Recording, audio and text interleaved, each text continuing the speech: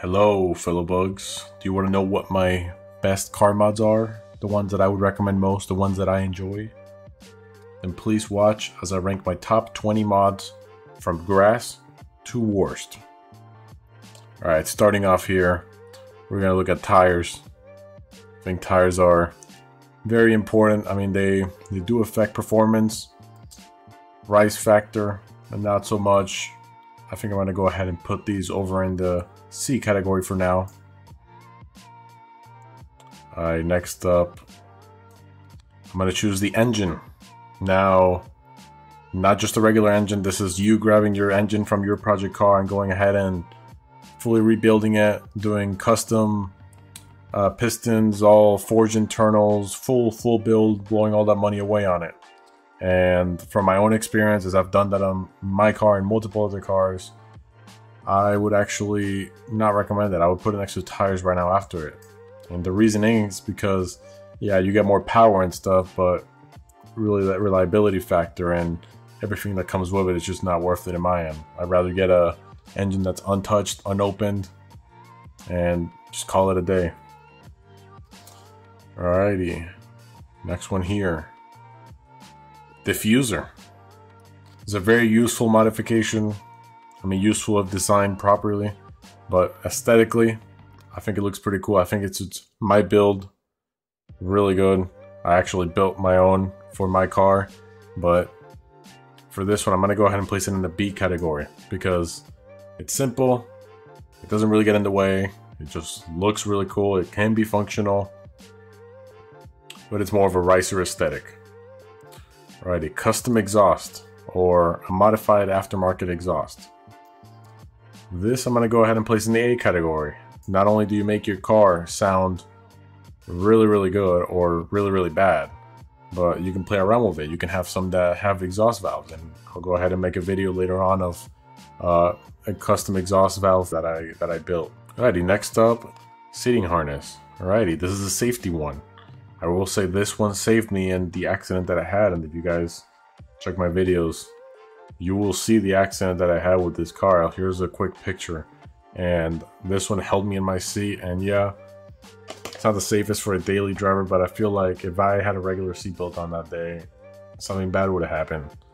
And I do like how these look. I don't know how I feel about the 5-point harnesses for a daily driver. Also for me, like, I'm pretty big, so sitting in my replica Bright seat, it makes it so it grabs very tightly. So that's why I personally prefer a 4-point for that sense, as long as you wear it properly. But this one I would go ahead and put it in a C rating because I actually would not really recommend it. It looks cool, you got that cool factor, but it's actually pretty annoying to get in and out of, and I think just keeping the stock seatbelt and not modifying them at all and not adding a harness is the best way to do it. And I will even go ahead and put that the engine is after, because I would rather do that than have the unreliability from the engine. Same thing with the tires. Now, let's do the steering rack. Now, I put this here because, you know, most of these project cars, you got power steering, it's leaky, it's old, sometimes it doesn't work, and I think honestly one of the best things to do is start off is just go manual. Just go manual steering, get rid of all that power steering. Yeah, it's not that useful for drifting, but I think it makes a big difference. I'll go ahead and put this in the B rating after the diffuser, of course. And one future mod that you can do is a electric power steering guide, and I actually built my own electric power steering kit, all from scratch. Just went to the junkyard, got some parts for some old cars. I think I spent like $30 total, and I built it all, and I want to make a video about that in the future if you guys want to check it out. Alrighty. Next up here, we got a front splitter. So this is another one, kind of like the diffuser. It can be functional if you're in the track. It can be a necessity even, but I do like it for the looks. It's simple, it's stylish, it's classic. It does improve aerodynamic and fuel economy, negligible, but it's whatever. I prefer it. I think I'm going to go ahead and put this as one of my personal favorite looking ones right next to the diffuser. but I do prefer the diffuser over the front splitter. And I do have a guide coming up on how to make a fully custom, DIY friendly, just quick release front splitter for really cheap.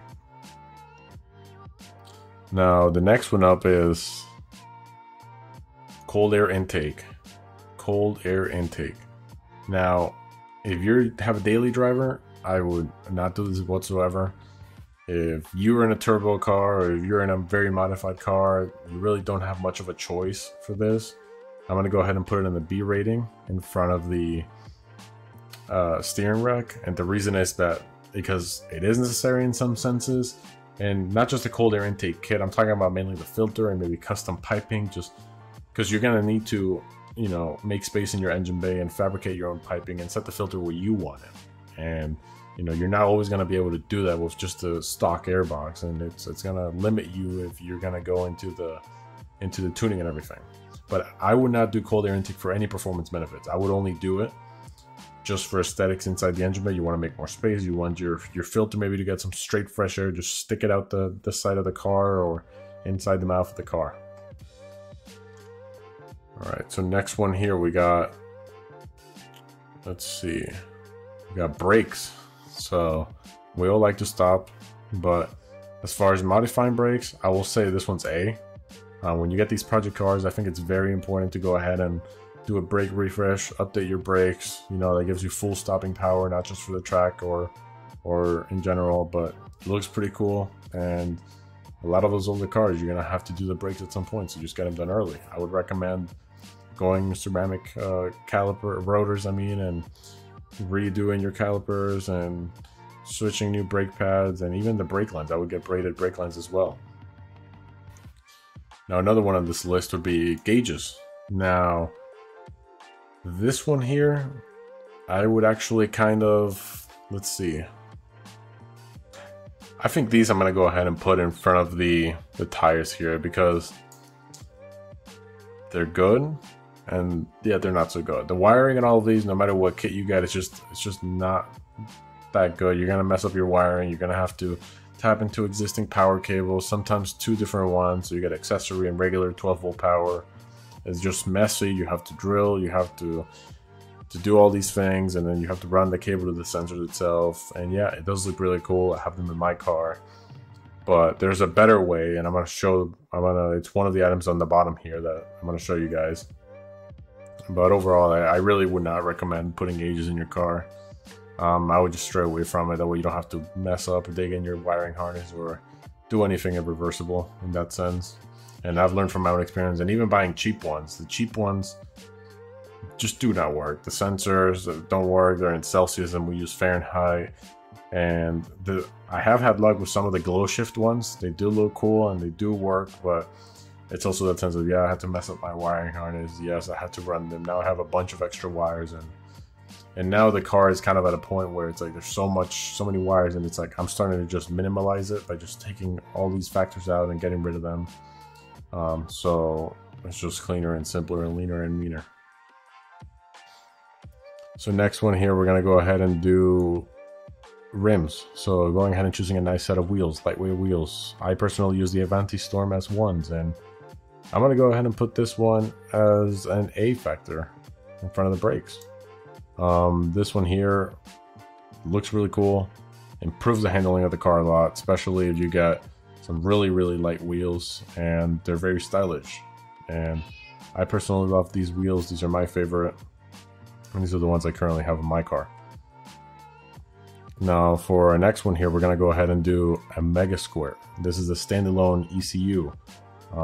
You can call it something else for other cars, but for the Miatas, usually a Mega Squirt. So this right here will kind of replace the computer, the ECU in the car, and will make it so you can tune it. Now, yeah, this is all cool. You got more power. You can do all these things to your car, you know, maximize performance and all this. But guess what? You're adding so much risk and a nightmare. I'm actually going to put this not grass. This is definitely not grass. I regret tuning my car. I get power. It does let me run my new engine because I have an engine swap Miata, but it makes it so it's a pain to start. I have to tune it. I have to teach myself how to tune the car. It's just not as reliable as just being able to just turn your car on and call it a day. And for that very reason, I'm going to go ahead and just place it in not grass. I do think if you can, even if you get a perfect tuner, just tune it perfectly, it's like you can still never account for all the variables that have to go in it. I mean, temperature, humidity changes, and all the elevation changes, and all these things. You're going to have so many sensors and so many settings and such a complex tune to be able to account for everything that a normal manufacturer does out of the factory with their easy use. Just for what? A couple extra horsepower. It will let you have the turbo and supercharger and boost and all these things, but I would just keep it simple. I wouldn't really go down that route. At least for me, this is my preference. Now, next one on this list here, we're going to go vinyl wrap. I'm going to go ahead and put the vinyl wrap over in, let's see, I think right behind the steering rack in B. Do like how it looks, especially the fake carbon vinyl wrap.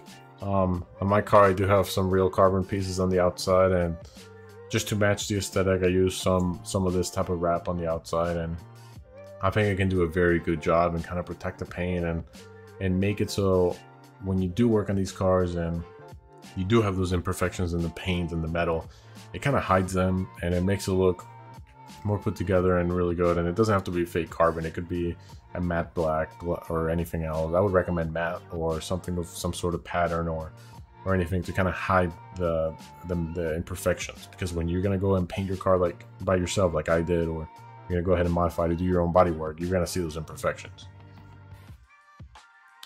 Next up here, I'm going to go ahead and choose coilovers. So coilovers, I'm going to go ahead and say they're definitely a grass. The first upgrade I did on my car, let me lower it, I didn't fully stance it out, I just lowered it for a nicer ride height. It was like a monster truck before.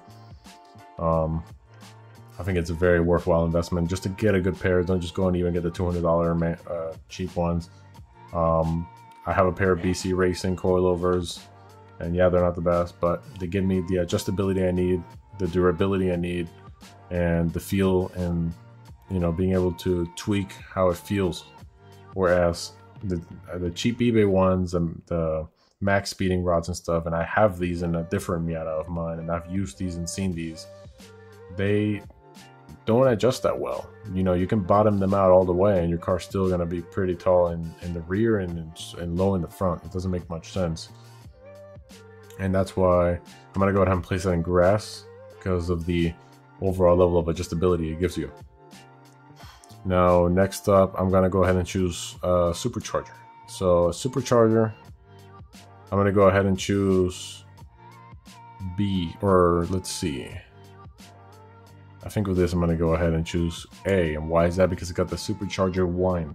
This is one of my personal favorite car noises.